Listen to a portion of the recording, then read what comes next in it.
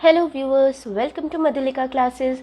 तो आज हम डिस्कस करेंगे जो क्वेश्चन एंड आंसर्स आपके चैप्टर के लास्ट में दिए होते हैं उसको। ठीक है, तो हमने लास्ट डिस्कस किया था मेटल्स एंड नॉन मेटल्स वाला चैप्टर।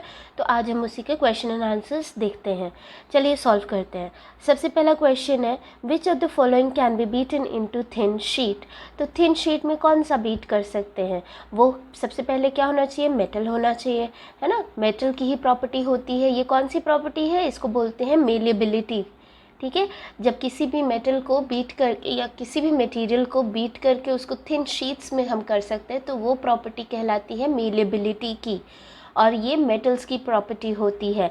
तो अब जिंक, फॉस्फोरस, सल्फर, ऑक्सीजन, तो ये तीनों तो भाई नॉन मेटल्स हैं। तो हमारा आंसर क्या हो जाएगा? जिंक। ठीक है, तो you have to write the answer zinc. चलिए नेक्स्ट क्वेश्चन है, which of the following statement is correct? All metals are ductile, all non metals are ductile, generally metals are ductile, some non metals are ductile. अब देखिए, all metals अगर ductile हम बोलेंगे तो वहाँ पे हमारा ये स्टेटमेंट इसलिए गलत हो जाएगा क्योंकि हमें मालूम है जो हमारा एक मेटल सोडियम होता है ना, सोडियम और पोटाशियम, ठीक है, ये दोनों बहुत सॉफ्ट होते हैं कि उनको आप नाइफ से कट कर सकते हैं। ठीक है, जो मर्करी होता है वो लिक्विड होता है रूम टेम्परेचर पे। तो जब वो लिक्विड है रूम टेम्परेचर पे तो क्या उसको हम थिन वायर्स में बना सकते हैं? नहीं बना सकते हैं। सोडियम को क्या हम थिन वायर्स में बना सकते हैं? नहीं बना सकते। तो ये जो हमारा स्टेटमेंट है, generally the metals are ductile, ये हो जाएगा हमारा आंसर कि जनरली मोस्टली जो मेटल्स होते हैं वो डक्टाइल होते हैं, एक्सेप्शंस आर देयर। ओके, तो हमारा आंसर हो जाएगा सी। चलिए नेक्स्ट देखते हैं, फिल इन द ब्लैंक है। First, phosphorus is very reactive non metal. Metals are good conductor of heat and electricity. Iron is more reactive than copper. Metals react with acids to produce hydrogen gas. ठीक है, तो यहाँ मैंने answers लिखे हुए हैं, आप इसको देख सकते हैं। नेक्स्ट है, mark T if the statement is true and if it is false. तो first, generally non metals react with acid. तो भाई जनरली नहीं होता है, mostly non metals do not react with acid, ऐसा होता है। ठीक है ना, तो ये हमारा स्टेटमेंट हो जाएगा false. Second, sodium is very reactive metal. हमने देखा हुआ है, ठीक है, कि सोडियम बहुत रिएक्टिव होता है, उसको इसीलिए कहाँ रखते हैं? उसको हम केरोसिन में रखते हैं स्टोर करके। ठीक है, तो ये स्टेटमेंट ट्रू है। Copper displaces zinc from zinc sulphate solution. जी नहीं, कॉपर जो होता है वो जिंक से लेस रिएक्टिव है, and less reactive metal can not displace more reactive metal from its solution. ठीक है ना, तो ये हो जाएगा statement false. Now D, coal can be drawn into wires. First of all, coal किससे बना है? कोल है कार्बन से बना हुआ। कार्बन क्या है? नॉन मेटल है। जब वो नॉन मेटल है तो उसके अंदर ये प्रॉपर्टी है ही नहीं डक्टिलिटी की, तो उसको वायर्स में हम कैसे ड्रॉ कर सकते हैं? राइट, तो ये हो जाएगा फॉल्स। ठीक है, तो इस तरह से ये हो गया हमारा क्वेश्चन कंप्लीट। नेक्स्ट देखते हैं, some properties are listed in the following table. Distinguish between metals and non-metals on the basis of these properties. तो देखिए ये प्रॉपर्टीज़ यहाँ पे दी हुई है। सबसे पहला अपीयरेंस, तो यहाँ देखिए मैंने मेटल लिखा है, यहाँ नॉन मेटल लिखा है, और यहाँ पे इनकी प्रॉपर्टीज़ लिखी हुई हैं। इसी तरह से आपको अपनी कॉपी में लिखना है इसका आंसर। तो देखिए अपीयरेंस, मेटल क्या होते हैं? शाइनी होते हैं। शाइनी भी लिख सकते हैं, लश्रस भी लिख सकते हैं। ठीक है, दोनों में से कोई भी आप एक लिख सकते हैं। जो नॉन मेटल्स होते हैं दे आर डल। हार्डनेस कैसी होती है? मोस्टली जो मेटल्स होते हैं वो कैसे होते हैं? हार्ड होते हैं। एक्सेप्शन है सोडियम का, लेकिन जनरल बात हम कर रहे हैं। ठीक है ना, तो हार्ड होता है। और नॉन मेटल्स कैसे होते हैं? सॉफ्ट होते हैं। मेलिएबिलिटी, मेलिएबल होते हैं metals, and non metals not malleable. Ductility कैसी होती है? मेटल्स की डक्टिलिटी होती है, they are ductile, and non metals are not ductile. ठीक है, हीट कंडक्शन कैसा होता है, metals are good conductor of heat and non metals are bad conductor of heat. Conduction of electricity, तो मेटल्स जो होते हैं वो गुड कंडक्टर ऑफ इलेक्ट्रिसिटी होते हैं and non metals bad conductor of electricity होते हैं, ठीक है ना। तो इस तरह से ये आपको टेबल फिल करना है, ठीक है। चलिए नेक्स्ट देखते हैं question number 6, give reason for the following. First, aluminium foil are used to wrap food items. तो देखो एल्यूमिनियम क्या है, एल्यूमिनियम है मेटल।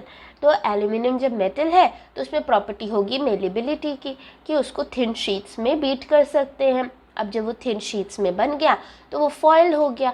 फॉयल को हम यूज़ कर सकते हैं फूड आइटम्स को रैप करने में, ठीक है। तो वही आपको यहाँ पे लिखना है, aluminium is highly malleable and it can be easily beaten in thin sheets to make its foil for wrapping purpose. That is why aluminum foil are used to wrap food items, ठीक है ना।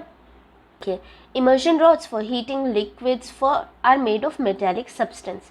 अब देखिए जो metallic substance होते हैं, जो metals होते हैं, वो उनकी प्रॉपर्टी होती है they are good conductor of heat, ठीक है। इमर्जन रॉड्स में आपको हीटिंग करनी है, वाटर को हीटअप करना है। अब वाटर को हीटअप वही कर पाएगा जो गुड कंडक्टर ऑफ हीट होगा, है ना। तो इसीलिए immersion rods are made of metallic substance because metals are good conductor of heat and electricity. They get hot very soon on passage of electric current and heat the water. ठीक है ना, इस तरह से आपको आंसर लिख देना है। चलिए नेक्स्ट देखते हैं, copper can not displace zinc from its salt solution. क्यों? क्योंकि कॉपर जो होता है वो रिएक्टिव कम है जिंक से, ठीक है, इसीलिए वो डिस्प्लेस नहीं कर पा रहा है। Copper is less reactive than zinc, so it cannot displace zinc from its solution. All right. Next, sodium and potassium are stored in kerosene. ठीक है, तो सोडियम और पोटेशियम केरोसिन में इसलिए स्टोर करके रखते हैं because they are highly reactive, ठीक है ना। चलिए ये हो गया।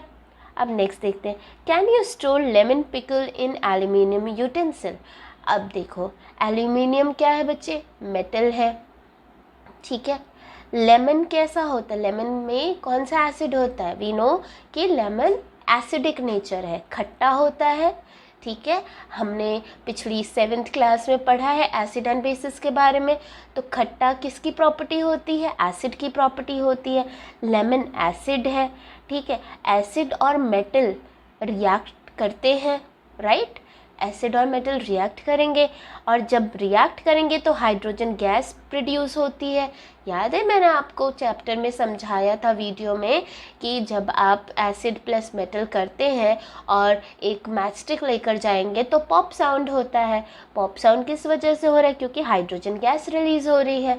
तो अगर किसी चीज़ को आप स्टोर करेंगे और उसमें हाइड्रोजन गैस रिलीज़ हो जाएगी तो फिर वो ख़राब हो जाएगा, है ना। तो इसीलिए लेमन पिकल को एल्यूमिनियम यूटेंसिल में स्टोर नहीं कर सकते हैं, ठीक है ना।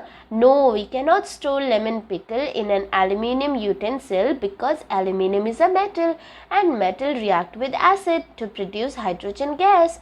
When aluminum comes in contact with lemon which is acidic would react and give hydrogen and pickle will get spoiled.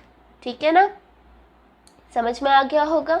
चलिए नेक्स्ट देखते हैं, match this substance given in column A and their uses in column B. तो देखो यहाँ पे मैंने इसका direct answer यहाँ पे लिख दिया है। जैसे गोल्ड है तो हम उसको ज्वेलरी में यूज़ करते हैं, आयरन है तो आयरन मशीनरीज में यूज़ होते हैं, aluminium wrapping food items, carbon as a fuel use होता है, कॉपर इलेक्ट्रिक वायर्स बनते हैं उससे, मर्करी थर्मामीटर्स में यूज़ होते हैं, ठीक है ना। तो यहाँ से आप देख लीजिए answer. Next, what happens when, उसके बाद फिर we have to write word equation of the reactions involve. ठीक है, देखो यहाँ वर्ड इक्वेशन लिखा है तो हम वर्ड्स लिखेंगे, हम उसका फॉर्मूला नहीं लिखेंगे, ठीक है ना, केमिकल फॉर्मूला नहीं लिखेंगे। देखिए सबसे पहला, dilute sulphuric acid is poured on a copper plate. अगर डाइल्यूट सल्फ्यूरिक एसिड को कॉपर प्लेट पे डालेंगे तो फिर क्या होगा। देखिए ये हमने एक एक्टिविटी थी, वीडियो में मैंने आपको बताया हुआ था। जो कॉपर होता है उसमें अगर आप हाइड्रोक्लोरिक एसिड डालते हैं तो कोई रिएक्शन नहीं होता है ना, लेकिन वो सल्फ्यूरिक एसिड के साथ रिएक्ट करता है।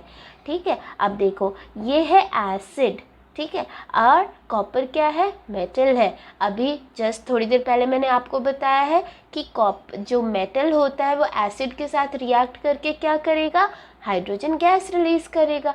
तो वही हमें सिंपल लिखना है, copper will react with sulphuric acid to release hydrogen gas. Copper plus sulphuric acid will give, ये कॉपर सल्फेट सोल्यूशन बनेगा और यहाँ पे हाइड्रोजन गैस रिलीज हो जाएगी। Alright, next, iron nails are placed in copper sulphate solution. अब देखो iron, ये भी हमने एक्टिविटी में किया हुआ है। जब कॉपर सल्फेट सोल्यूशन में अगर आप आयरन नेल्स डाल के रख दोगे तो फिर क्या हो जाएगा, कॉपर सल्फेट से कॉपर डिस्प्लेस हो जाएगा और वो सोल्यूशन बन जाएगा जिंक सल्फेट का, है ना, और कॉपर विल डिपॉजिट। देखिए यही लिखना है, आयरन जो कि being more reactive than copper will replace copper from its solution and brown coating of copper is deposited on iron nails, also blue color turns green। ठीक है ना, तो iron plus copper sulphate solution will give iron sulphate solution plus copper. Alright, तो इस तरह से आपको लिखना है। चलिए नेक्स्ट देखते हैं, Saloni took a piece of burning charcoal and collected the gas evolved in a test tube। ठीक है ना, how will she find the nature of gas। अब nature of gas से क्या मतलब है कि वो उसे कैसे पता चलेगा कि ये एसिडिक है या बेसिक है। ठीक है, तो सबसे पहले ऐसा ही हमने, आपको अगर याद हो तो हमने सल्फ़र को लिया था, उसे हीट करके उससे जो गैस इवॉल्व हो रही थी उसको हमने एक ग्लास टम्बलर में इकट्ठा किया था और फिर थोड़ा सा पानी डाल के हमने लिटमस पेपर से चेक किया था, है ना, हमने वीडियो में डिस्कस किया था। एग्जैक्टली सेम आपको वही करना है। उसने जो ये गैस इवॉल्व हुई है उसने टेस्ट ट्यूब में इकट्ठा कर लिया है। अब क्या करेंगे, add a little amount of water in the test tube and then test using litmus paper. The solution in the test tube will turn blue litmus red as carbonic acid is formed in the reaction. ठीक है, तो write down the word equation of all the reaction taking place in the process.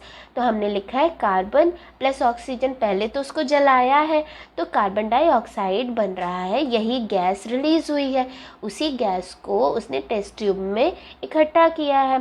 ठीक है, तो अब जब हमने उसमें वाटर ऐड किया तो वो क्या बन गया, कार्बोनिक एसिड। और जो कार्बोनिक एसिड है, नाम में ही एसिड आ रहा है, तो obviously it will turn blue litmus red. ठीक है ना, आई होप आपको ये समझ में आ गया हो।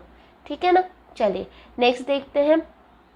One day Rita went to jeweler shop with her mother.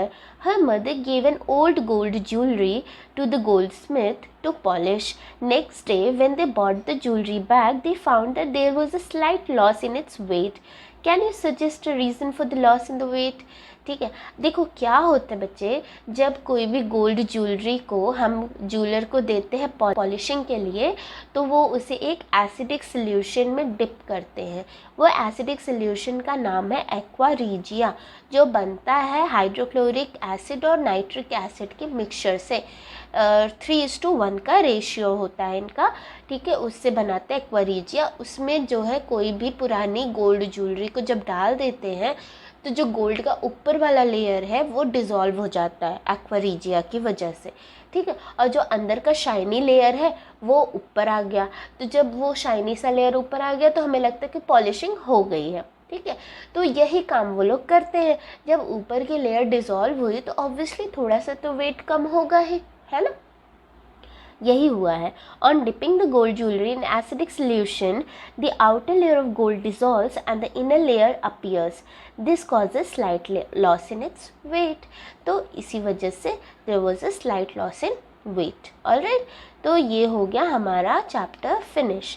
Question answers भी डिस्कस हो गए हैं। अगर आपको ये वीडियो पसंद आई है तो प्लीज़ लाइक कीजिए, कोई डाउट है तो कमेंट कीजिए और अपने फ्रेंड्स के साथ शेयर कीजिए वीडियो को, और मेरे चैनल को प्लीज़ सब्सक्राइब कीजिए। Thank you.